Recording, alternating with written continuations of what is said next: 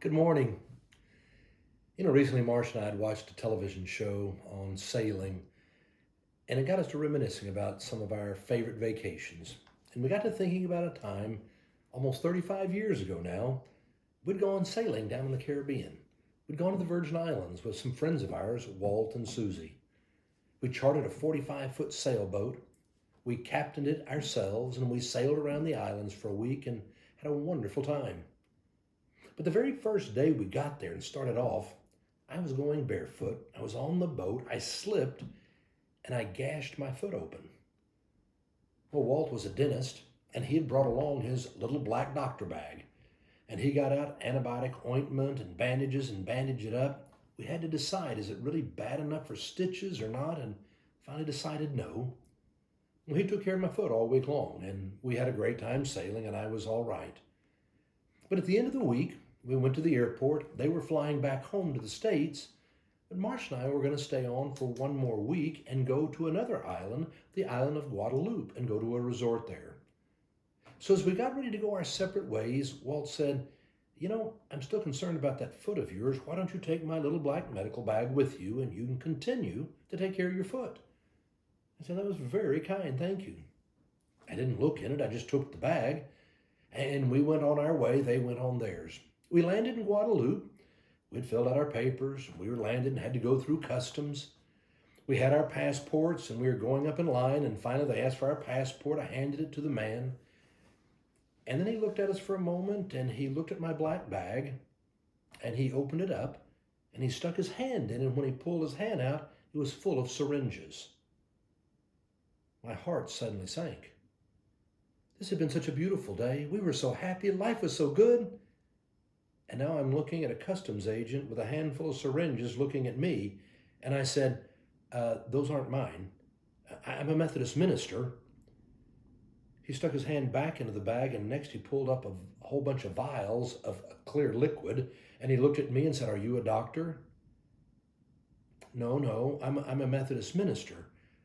I started to go into my story and try to explain what had happened. He simply held up his hand for me to be quiet.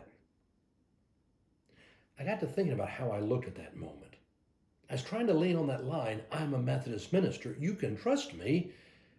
But I hadn't shaved in 10 days. I was wearing a straw Panama hat, a gold necklace, a t-shirt, and a pair of shorts and sandals. Oh yeah, Methodist minister. He said, follow me. We got out of line. He took us over to another place. He started pulling out everything from our suitcases. He patted down every piece of clothing. He took out the linings of our suitcases. He took our wallets and went through every piece of paper, reading it in a wallet, turning them upside down. I knew there wasn't anything illegal. We had not done anything wrong, but still it was scary. We were in another country, one United States. There was nothing I could do. We stood there in this hot, unair-conditioned custom place for over an hour while he went through everything. This exciting, fun, beautiful day in Guadeloupe suddenly wasn't going the way we planned. Finally, after an hour, he said, you can put everything back in. We started throwing everything into the suitcase. He asked for our passports again. He went over, boom, he stamped them and smiled and said, welcome to Guadeloupe. We walked out of that customs building and I went to the first garbage can I could find and I emptied that bag into the garbage can. That's kind of how life happens. You're going along and everything is fine, and suddenly everything changes. It's what happened to the disciples. Triumphant entry into Jerusalem. Everything was going fine. The first part of the week was going great. And then on Thursday, Jesus would be betrayed. And when he was betrayed, it would lead to the crucifixion. But that's ultimately what led to Easter. It's why they were the people of hope. It's what happens to us. Life's going along fine, and then you go to the doctor and they say, you have cancer.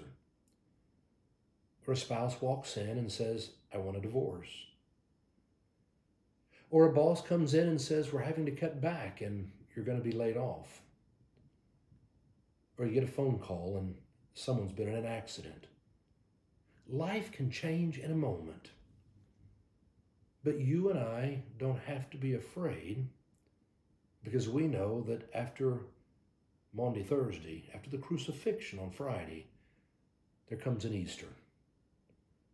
So you and I, during this Holy Week, are able to remember how important it is to go out and to live life and to embrace it with a spirit of joy and not be afraid. Because even if those bad things happen, Easter's coming, and we know the joy of a resurrection. Have a great day.